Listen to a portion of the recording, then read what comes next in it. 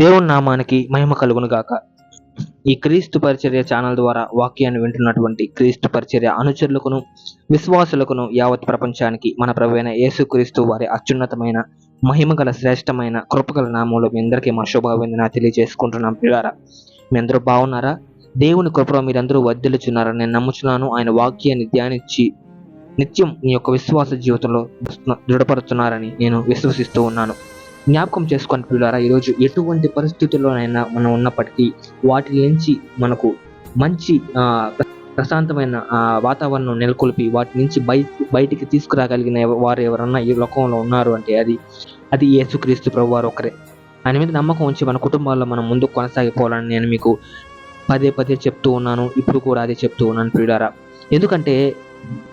ఎందుకంటే ఇప్పుడు మన జీవితంలో జరుగుతున్న ప్రతి పరిస్థితుల్లో వాటిలోంచి మనం బయటికి పడాలి అని అంటే మన శక్తి అయితే చాలదు. దేవుని శక్తి పొందుకొని మన జీవితంలో మనం ముందు కొనసాగిపోవాలని నేను ఆశిస్తున్నాను.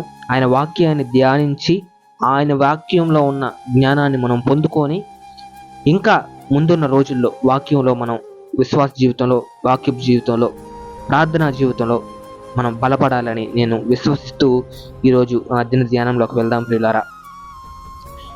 ఈరోజు అంశం ఏంటి అనంటే, మన ప్రవర్తన యెహోవాకు ప్రీతికరంగా ఉండాలి అన్న ఒక అంశం మీద ఈరోజు నేను మాట్లాడుకోవాలని ఆశపడుతున్నాను పిల్లారా.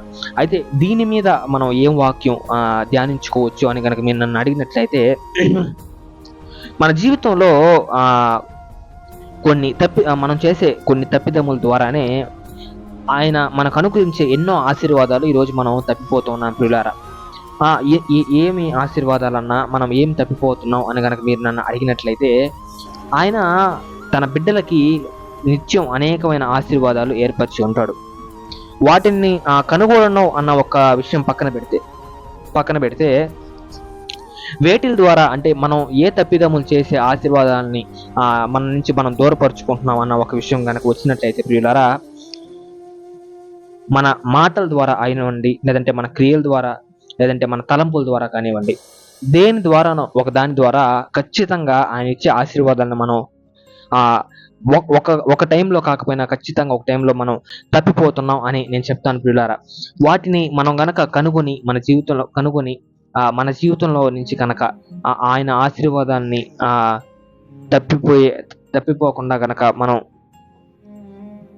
నిలబడినట్లయితే ప్రభు మన తోడుగా ఉంటాడు. ఆయన ఆశీర్వాదాలను మనం నిత్యం అనుగ్రహిస్తాడు. అయితే మనల్ని కొన్ని ప్రతికూల పరిస్థితులు ఇబ్బంది పెడుతున్నప్పుడు కూడా ఆ పరిస్థితుల్ని దూరపరిచి ప్రశాంతమైన వాతావరణాన్ని మన జీవితంలో ఆయన నెలకొల్పేవాడిగా ఉన్నాడు ప్రియులారా. ఆయన మీద విశ్వాసం ఉంచమని మీకు నేను చెప్తూ ఉన్నాను. అయితే ఈ యొక్క అంశం మీద కనుక మనం పరిశుద్ధ గ్రంథంలో చూసినట్లయితే, దయచేసి తెరవండి. పరిశుద్ధ గ్రంథంలో సామెతల గ్రంథము 16వ అధ్యాయము 7వ వచనం కనుక మనం చూసుకున్నట్లయితే, సామెతల గ్రంథము 16వ అధ్యాయము 7వ వచనం, ఒకని ప్రవర్తన యెహోవాకు ప్రీతికరమగినప్పుడు ఆయన వాని శత్రువుల్ని సహా వానికి మిత్రులుగా చేయను. ఆమేన్. ఎంతటి చక్కటి వాక్యం, ఒకసారి ధ్యానించండి ప్రియులారా. ఈ ఒక వాక్యాన్ని మన హృదయంలో ఉంచుకునే దానికి ప్రయత్నం చేద్దాం. నేను ఎందుకు ఈ మాట అంటున్నానంటే, ఆయన పని మనం చేసినప్పుడు మన పని ఆయన తప్పకుండా చేస్తాడు. ఆయన మనల్ని మన ఆస్తులు, మన అంతస్తులు, మన బంగారం, మన డబ్బులు అడగడం లేదు, కానీ మన ప్రవర్తన ఆయనకి అనుకూలంగా ఉండాలి అని ఆయన ఆశపడుతూ ఉన్నాడు ప్రియులారా. అంటే ఆయనకి వ్యతిరేకంగా మనం మన జీవితంలో ఏ పనులు చేయకూడదు అని ఆయన ఆశపడుతూ ఉన్నాడు. అయితే ఆయన ఆశపడిన రీతిగా ఈరోజు మన జీవితాల్లో మనం జీవించగలుగుతున్నామా లేదా అని మనల్ని మనం ఒకసారి ఆత్మ పరిశీలన చేసుకున్నాం ప్రియులారా. అయితే ఈ ఒక చిన్న మాట కనుక మనం కాసేపు పక్కన పెట్టి మనం ఇంకో ఒక ధ్యానంలో కనుక వెళ్ళినట్లయితే, ఇప్పుడు దేవుళ్ళలో నుంచి తప్పిపోవడం, దేవుళ్ళ నుంచి బయటకు వచ్చేయడం, దేవుణ్ణి విడిచిపెట్టడం అంటే ఏంటనంటే, ఆయనకి మన ప్రవర్తన అనుకూలంగా లేకపోవడమే.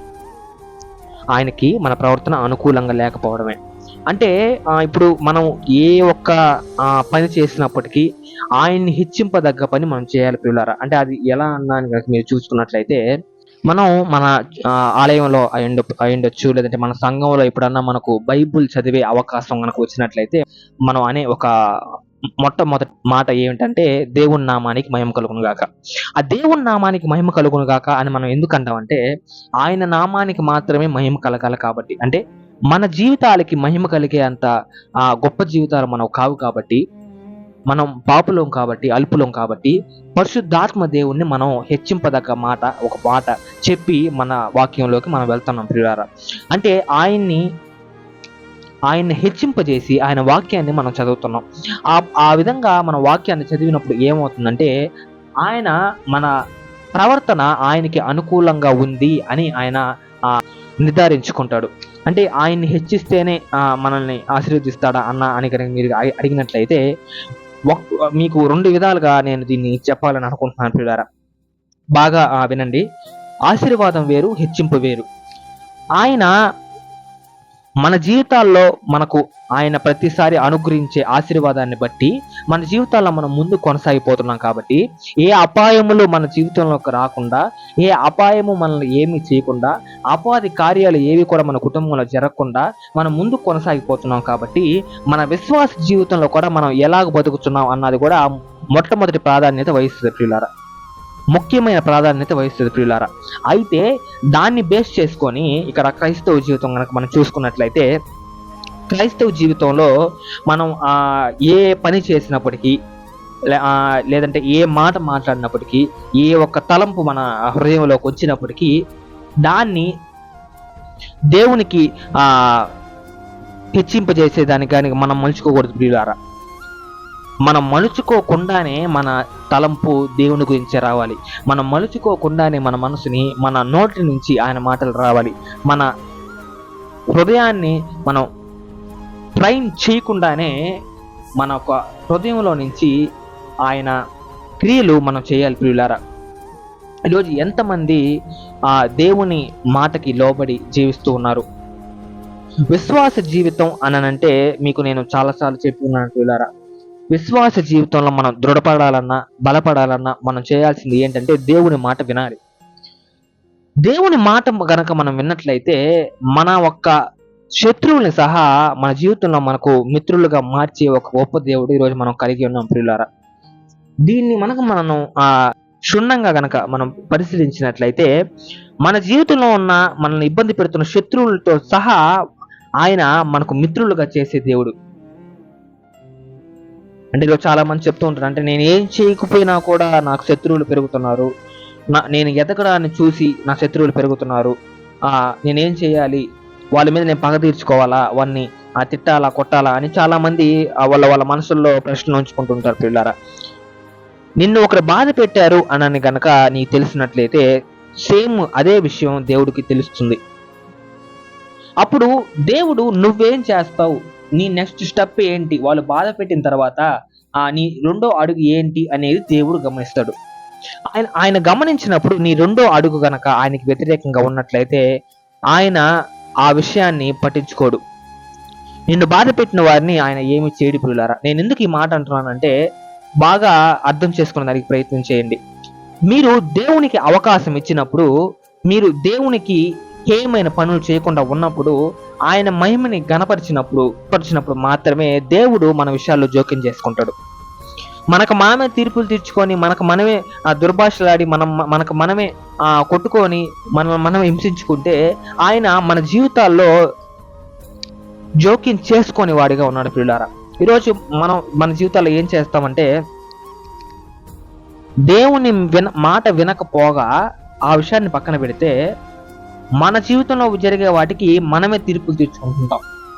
అంటే మన గనక శత్రువులు ఉన్నారంటే, లేదంటే మనకు మిత్రులే ఉన్నారనుకోండి, వాళ్ళని మన శత్రువులుగా మార్చుకుంటూ ఉంటాం. కొన్ని సమయాల్లో వాళ్ళని హేళన పరిచి మాట్లాడడం కానివ్వండి, లేదంటే నా దగ్గర డబ్బులు ఉన్నాయి, నీ దగ్గర డబ్బులు లేవు అనడం కానివ్వండి, లేదంటే నేను దీంట్లో గొప్ప, దాంట్లో గొప్ప, నేను అది కొనుక్కున్నాను, ఇది కొనుక్కున్నాను, నేను అక్కడికి వెళ్ళాను, ఇక్కడ వెళ్ళాను, నువ్వు అక్కడికి రాలేవు అని మన స్నేహితుల్ని మనం బాధ పెట్టిన ప్రతిసారి వాళ్ళ మనసు కూడా ఎంత బాధపడుతుందో ఒకసారి జ్ఞాపకం చేసుకొని ప్రియులారా.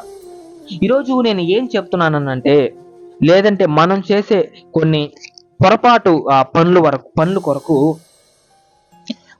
మన క్రైస్తవ జీవితం దెబ్బతినకూడదు ప్రియులారా.